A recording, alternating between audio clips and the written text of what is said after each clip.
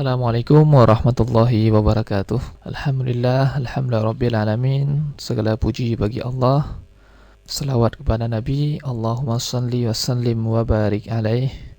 InsyaAllah sedikit kita akan mengulang kaji mengenai beberapa hal perilaku keseharian kita yang itu semua sebenarnya itu tanpa kita sadari erat kaitannya antara hubungan kesehatan dengan perintah agama Islam. Larangan makan berlebihan.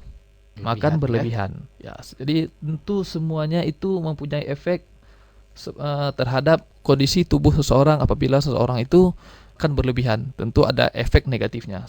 Itu sesuai dengan riwayat Ahmad dan Abu Daud, dikatakan kul washrab walbas watasaddaq fi ghairi sarafin wala makhilah.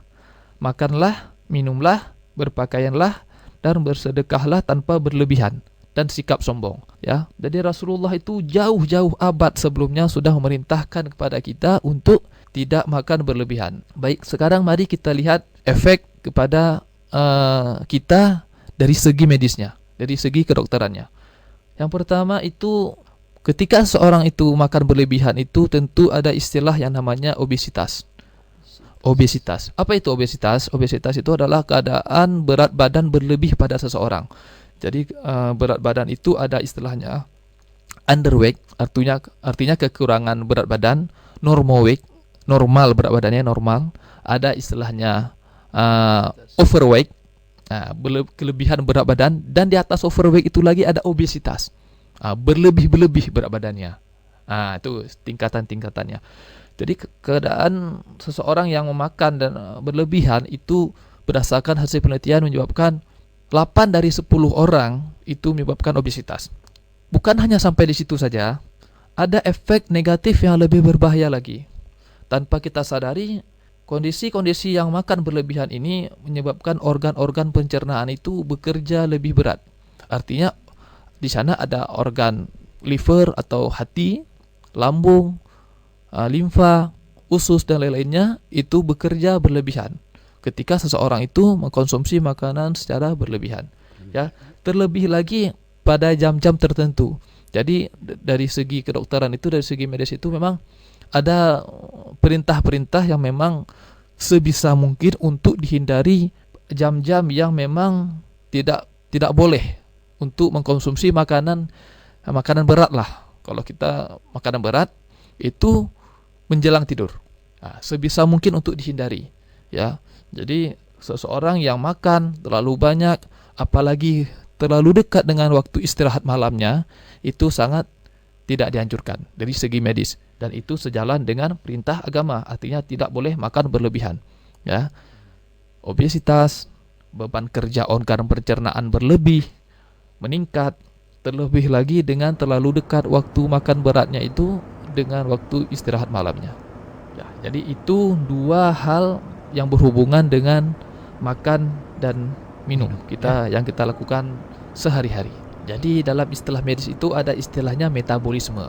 Jadi setiap seseorang setelah mengkonsumsi makanan, itu makanan yang sudah dikonsumsi itu masuk dalam organ pencernaan, itu akan dimetabolisme. Metabolisme itu artinya akan dipecah, diurai, dan akan dijadikan sebagai tenaga, dan sisa yang tidak bisa digunakan akan dibuang melalui buang air kecil dan buang air besar. Seperti itu. Jadi ketika seseorang makan berlebihan, tubuh secara otomatis akan memerintahkan untuk mengurai, menghancurkan makanan-makanan yang kita konsumsi tadi.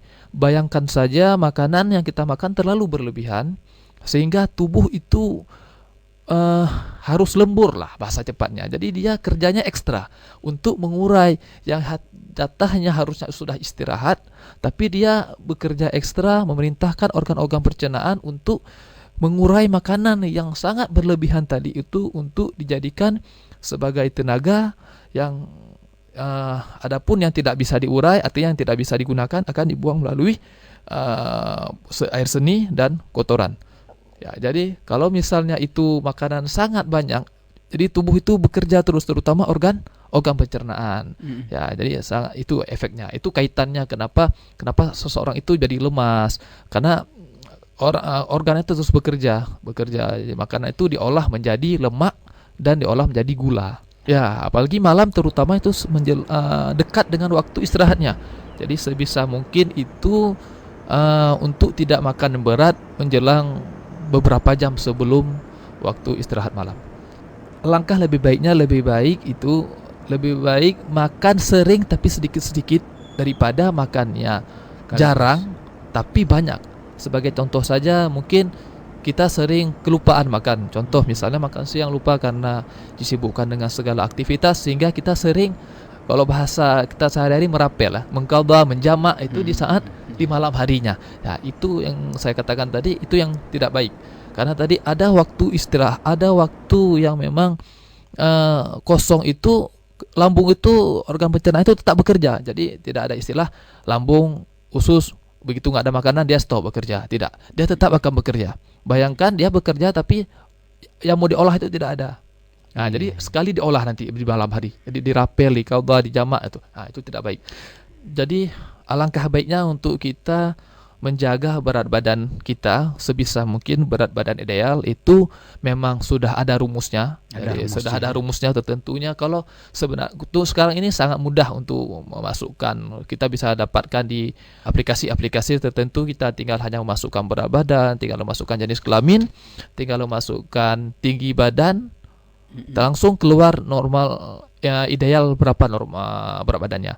Dan berarti kita akan ketahuan, kita bisa tahu, oh berarti berat badan saya masih kurang, oh berarti berat badan saya sudah normal, atau oh berat badan saya berlebih, seperti itu.